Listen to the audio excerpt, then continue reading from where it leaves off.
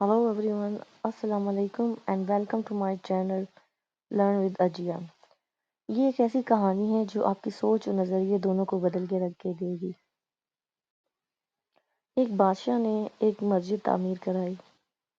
بہت شاندار مسجد تعمیر کرائی۔ بادشاہ کی مسجد تعمیر کرانے کے بعد اس کی بیٹی نے خواہش ظاہر کی کہ جب وہ مسجد تعمیر ہو جائے گی تو وہ مسجد میں جا کے 2 رکعت نماز نفل پڑھے گی۔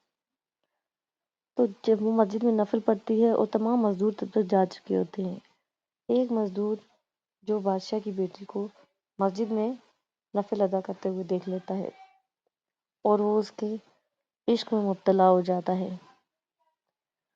وہ گھر آتا ہے اور وہی بادشاہ کی بیٹی کی نماز پڑھنے والی ادا اس کی آنکھوں کے سامنے دیتی ہے۔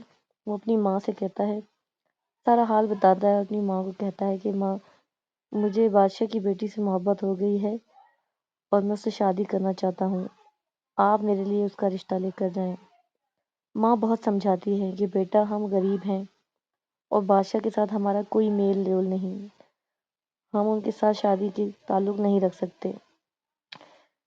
بالآخر ماں مجبور ہو کر بادشاہ کے دربار میں جاتی ہے اور بادشاہ سے اپنے بیٹے کے دل کا حال کہتی ہے۔ بادشاہ اس کے سامنے ایک شرط رکھتا ہے کہ اپنے بیٹے سے کہو کہ 40 راتوں تک تمام نمازیوں کے مسجد میں جانے کے بعد وہ ہر روز مسجد میں آ کے عبادت کرے گا، اور اگر اس پہ نظر رکھی جائے گی، اور اگر ایک بھی دن وہ نہیں آیا تو پھر یہ رشتہ قبول نہیں کیا جائے گا۔